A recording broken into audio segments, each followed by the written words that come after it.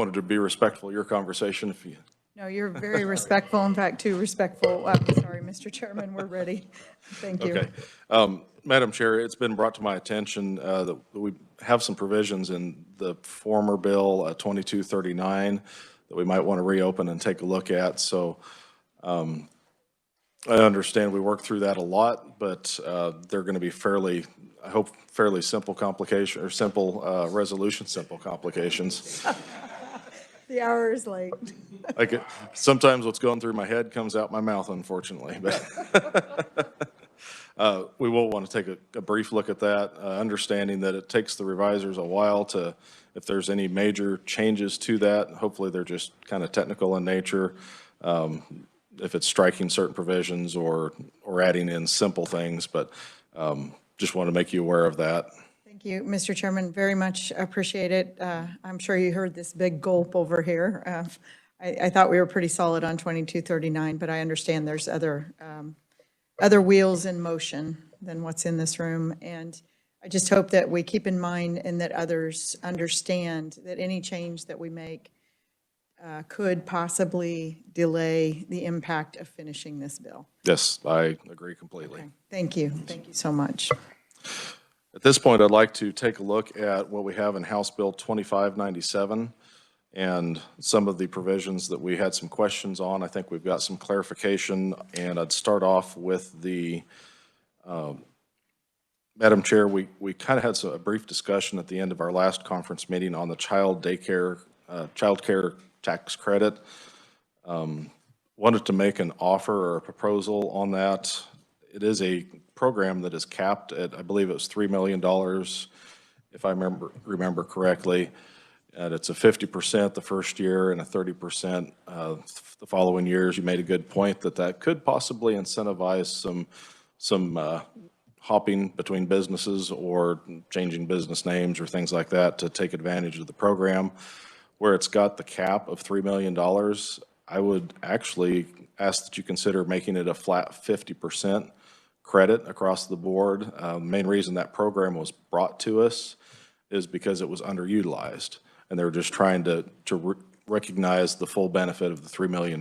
They hadn't been getting even close. So with the 50%, I'd really like to see if that program would perhaps be more utilized. If you would give us a minute, Mr. Chairman, and so that would be for corporations and small businesses included? Yes, as we discussed earlier, it's open to any employer, which I think would qualify as an LLC, a sole proprietor, obviously corporations. Thank you, Mr. Chairman. Just give us 1 minute.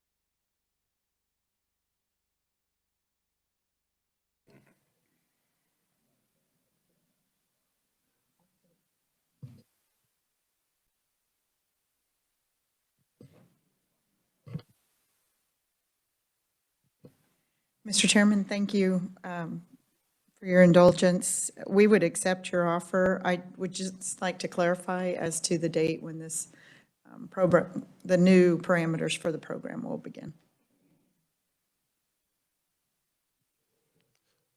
Is that something you want Amelia to clarify?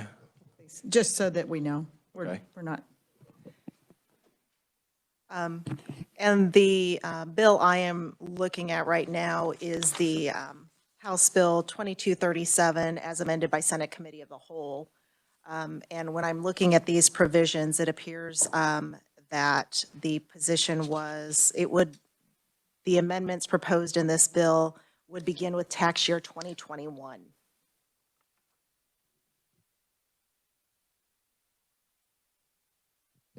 If we may, Mr. Chairman, I'd like to adjust the date.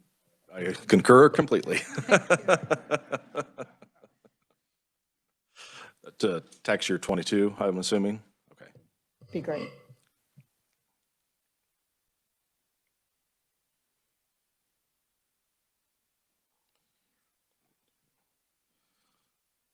Okay.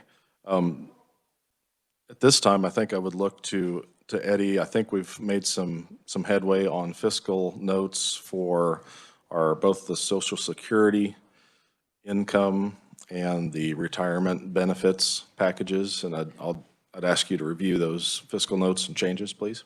Sure, and I want to extend my thanks for the Department of Revenue for getting these back to us so very quickly before I get into them. For the Social Security item, providing for in tax year 23, the $10,000 slope, tax year 20, and then beginning to expand it by 5,000 per year. So tax year 24 would be a 15,000, then 25 would be a 20,000, tax year 26 would be a 25,000, and so forth. The fiscal impact of that would be a reduction in receipts of $2 million in fiscal 23, a reduction of $7.7 million in fiscal 24, $11.4 million in fiscal 25, $15.4 million in 26, $19.6 million in 27. And obviously, as it would continue to increase in the future, that would continue to kind of go up on a comparable trend line. And I think it's best at this time to allow a future legislature to decide when they actually want to just phase it out, the fiscal impact of creating another $5,000 step versus just total elimination. I think it'd be best to not try to build something into this language, just allow the future legislature to make that decision. That would be fine, Mr. Chairman.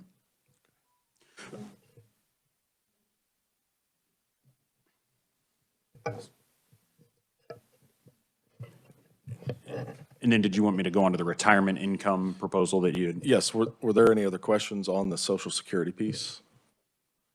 Okay, yes, please. On the retirement income, you might remember that when we last talked, we discussed that this would be a subtraction modification for retirement plan income up to a certain amount, and I repeatedly just said a certain amount because I knew that there were a lot of different amounts that were being considered at that point in time. And so the version that I have numbers for you is up to $2,000 per single filers and up to $4,000 for married filing jointly filers. It's actually $4,000 for married filing jointly and $2,000 for all other filers is probably the best way to phrase it. And then it would incorporate the cost of living adjustment provided for by the Internal Revenue Code that we've referred to otherwise. And that result in a reduction of state receipts of $9.7 million in fiscal year 2023, $32.5 million in fiscal 24, and $33.5 million in fiscal 25. And I want to clarify, that's having that law take effect beginning in tax year 23 at the 2K, 4K amount, and then adjusting from there.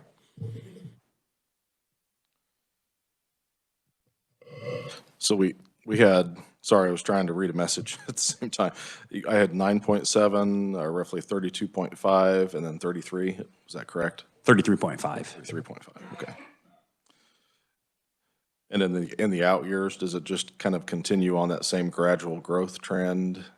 Or did you just do the 3 years? I would expect so, but I only have numbers for those 3 years. Okay, thank you. Do you have any questions on?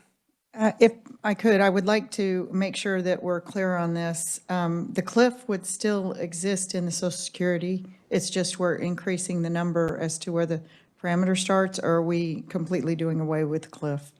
So the cliff would turn into a slope, and then every year that slope would get flatter and flatter and flatter.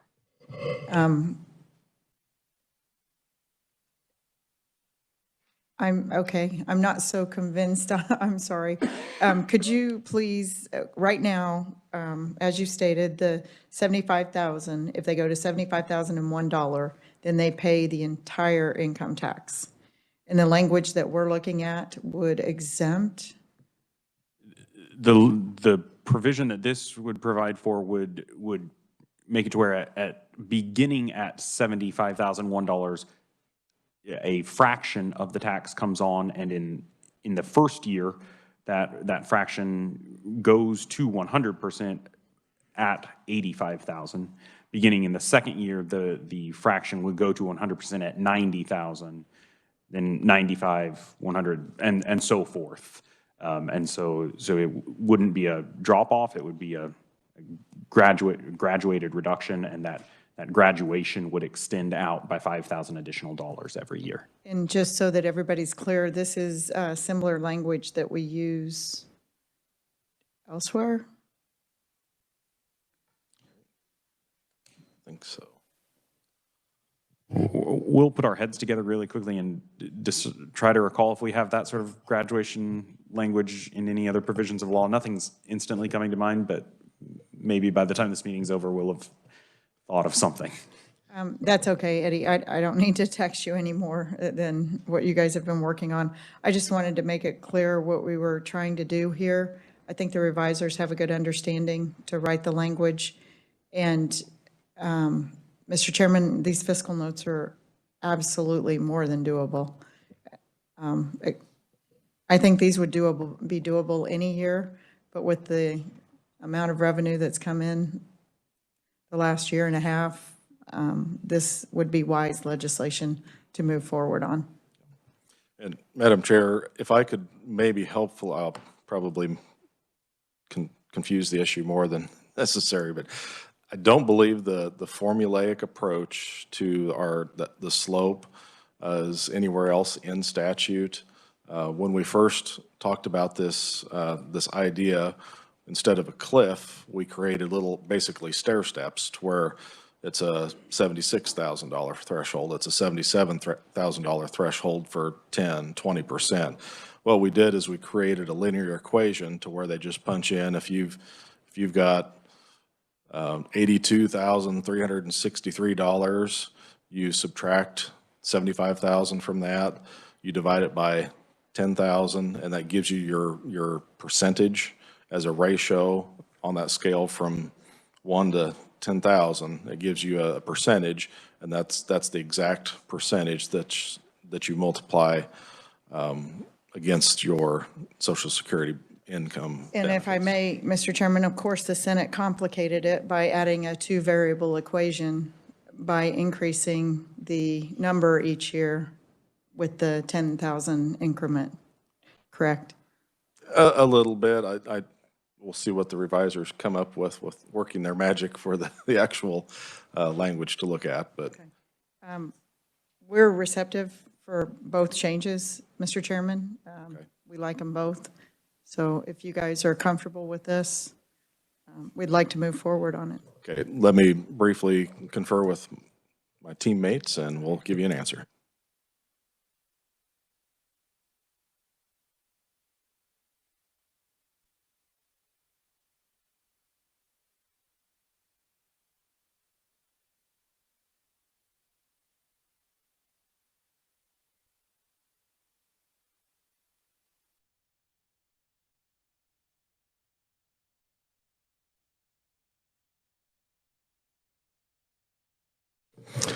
Madam Chair, I think we will accept that on both the Social Security and the retirement Wonderful. benefits. Thank you, Mr. Chairman.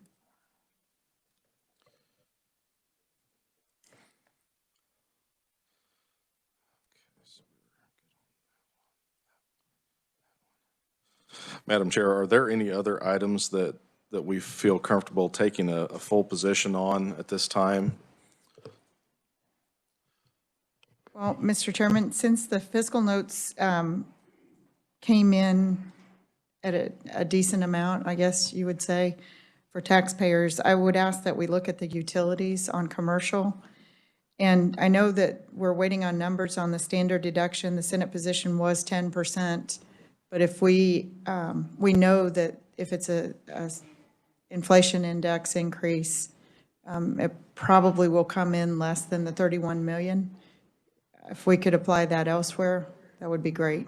I think it'd be a win overall to get the equation in the standard deduction and to apply the revenue savings to other items in the tax.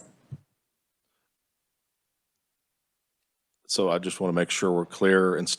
Rather than the 10%, we'd go back to what is in current statute and then apply the growth factor. Indefinitely. Okay.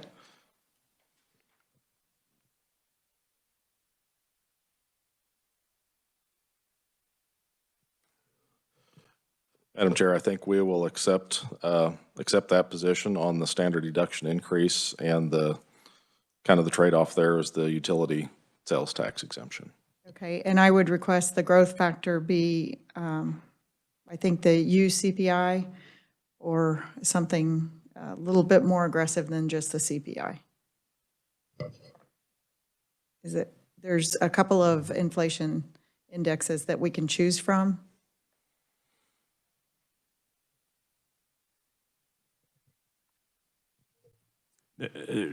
You can provide for whatever growth factor you like. The numbers that the Department of Revenue is working on right now would use the growth rate provided for in the Internal Revenue Code. That's what they're currently working on, which isn't exactly CPI. Obviously, over long time series, it does tend to match up with CPI pretty well, but it isn't the BLS CPI number. So okay, I'm just asking for the most aggressive increase that we can get, and maybe that wouldn't be the best item in statute, but I do know that we need to find as much taxpayer relief as we possibly can. And Madam Chair, my ranking had made a good comment. Is there a factor that we use in the homestead program, just trying to retain some consistency? It is that same Internal Revenue Code provision within the homestead program that would be involved, and that's also the same one that you just applied to the retirement income as well under my understanding of that agreement. That would probably be our counteroffer. Without conferring with my other, we would like to just retain the consistency. Appreciate the aggressive trying to increase that as fast as we can, but would also like to retain some consistency across statutes. thank you, Mr. Chairman. We'll accept that offer. Okay.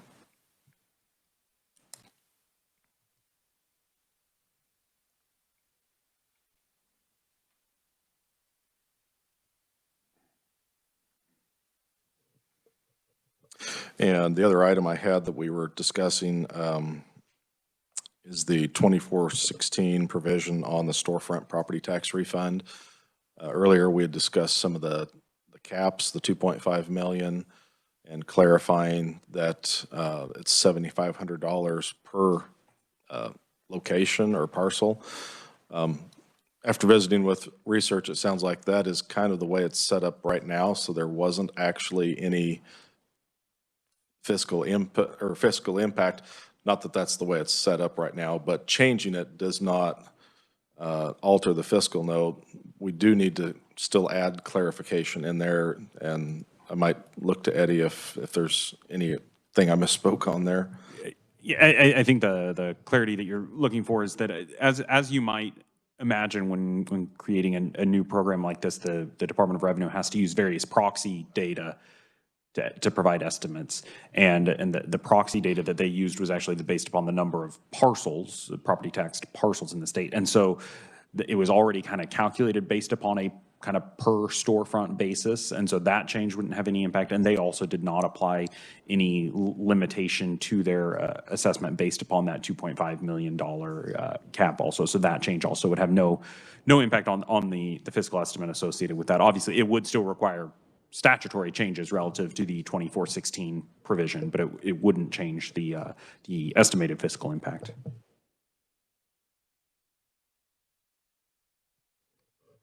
Thank you, Mr. Chairman. We would accept those changes if you'd like to move forward on that. I think that's where we need to be now that we've got that clarification. No, I think that would be great, Mr. Chairman. Thank you. Madam Chair, are there any other, I know we've got several outstanding issues, but are there any that we're willing to make any more offers on at this point? Mr. Chairman, I would ask that you consider on the WOTC and the ERC, I know we don't have a fiscal note on it, but if you'd be willing to consider a percentage of for this year, and then maybe a look back next year when there's a solid fiscal note, maybe 25%? I think that's a reasonable request. We'll certainly take that into consideration. Thank you.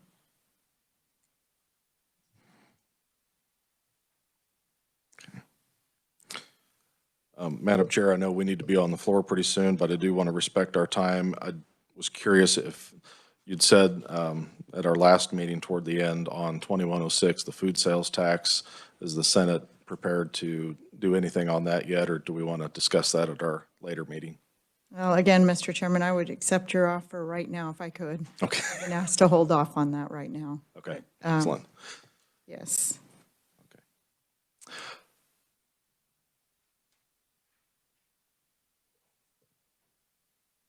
I think we're getting closer on the second. Oh, I'm sorry.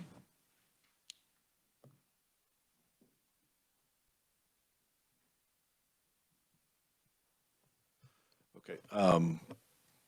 I know we've got, I think Majority Leader told me we've got 4 CCRs that we're going to be working on with final action.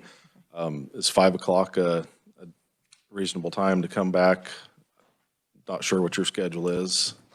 5 or 5:30, either one's fine with us. Okay. We're not convening until 7 p.m. Oh, okay.